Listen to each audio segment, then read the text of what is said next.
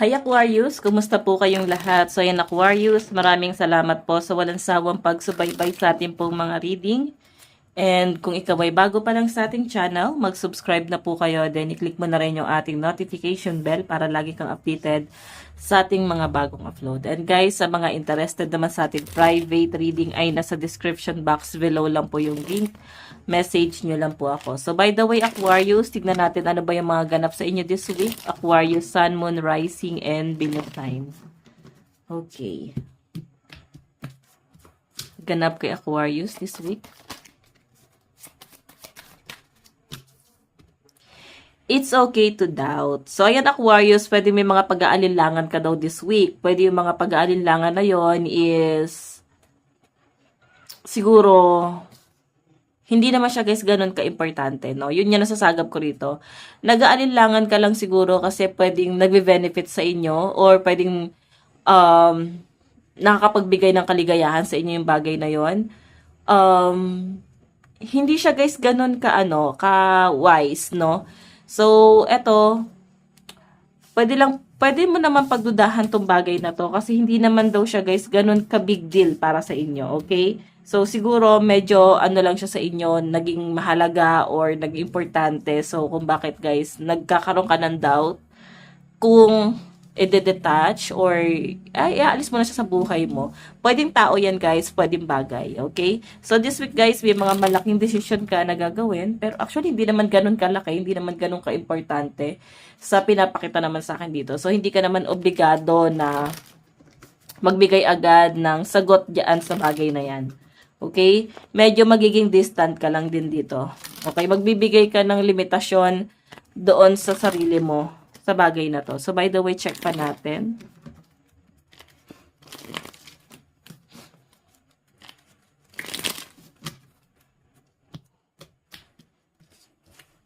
Okay.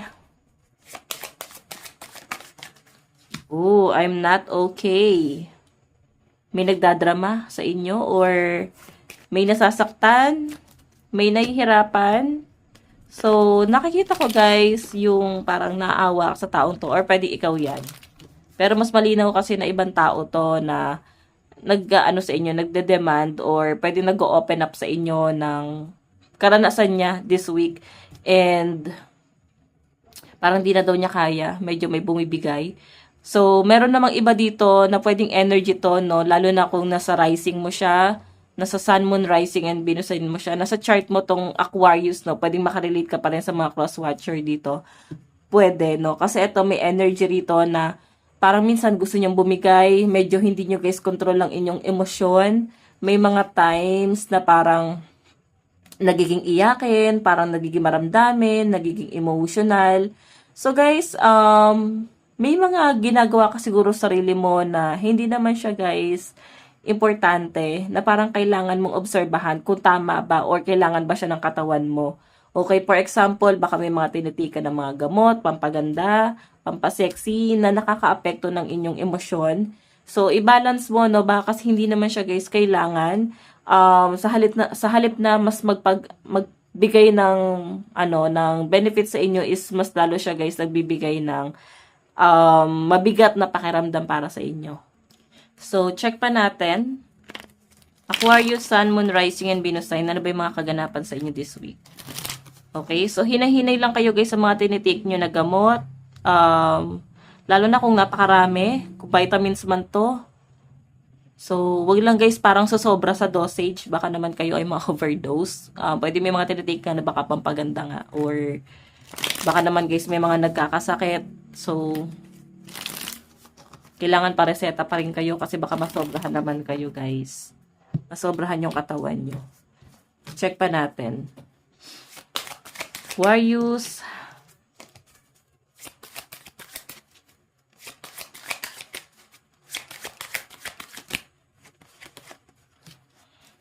Game over. So, yon, may kaklaruhin kayo this week. Para tatapusin nyo na to. Pwede mga issue. Merong parang magka-quit ka sa isang bagay na yun nga, pwede hindi nakakabuti talaga sa inyo. Hindi na siya guys nakakatulong para sa inyo.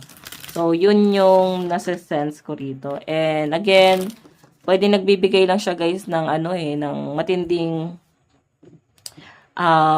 stress para sa inyo. So, tama naman to guys na mag-decide ka na kung tama pa bang tigilan mo yan or ipagpatuloy mo pa. So, pero ang nakikita ko sa dito guys, game over na. So, I think may pagbabago ka na gagawin para sa sarili mo, sa lifestyle mo din this week.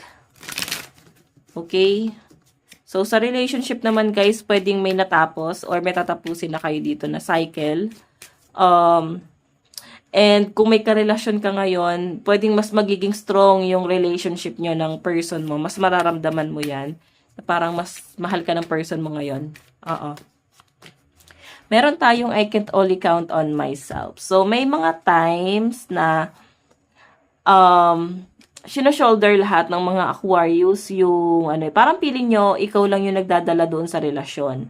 Pero sa nakikita ko guys, since game over to, parang titignan mo rin sa kabilang banda, ano ba yung possible na pwede niyang magawa or may ambag or naambag naman talaga niya na hindi niyo naman guys masyadong nako-consider or hindi niyo guys masyado na-appreciate. So, ayun na nga yung sinasabi ko, pwedeng may mga nagawa naman talaga siya na hindi niyo guys gano'n na-appreciate.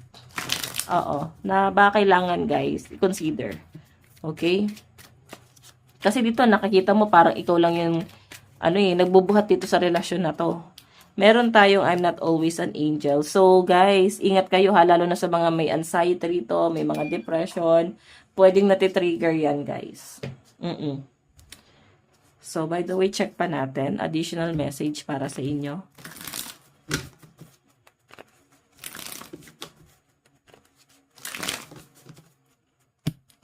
Okay, Aquarius.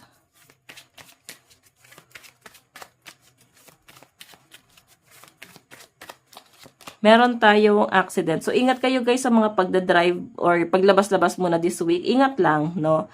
Kasi, mas prone daw kayo sa injury. Ayan, pwedeng lang, natisod, nadapa. Huwag kayo masyadong clumsy. Basta ingat lang kayo. Medyo, lapitin kayo ng mga ganitong sitwasyon muna this week. So, what else? Meron tayong compromise. Ayan, medyo complicated nga talaga yung love life. May pag-aagawan na pwedeng mangyari or pwedeng nararamdaman nyo na parang may cheating dito sa relationship na to. Okay? So, pwede may confrontation na maganap. Meron tayo, ayun, isa sa magiging conflict guys na sa mga in relationship din this week.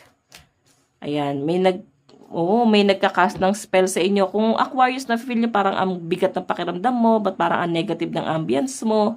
So, pwedeng may nagka-cast ng spell sa inyo or may nagbabato ng mga negative energy. So, much better na mag-cleanse, mag-sage kayo ng inyong ambience para ma-release yung mga negative energy sa paligid mo. So, lucky number mo this week is 16, 33, 30, and 40. Advice. Meron tayong first quarter mo in Scorpio, release your block. Diba? Ang dami mong blockages na kailangan mong i-release din talaga this week.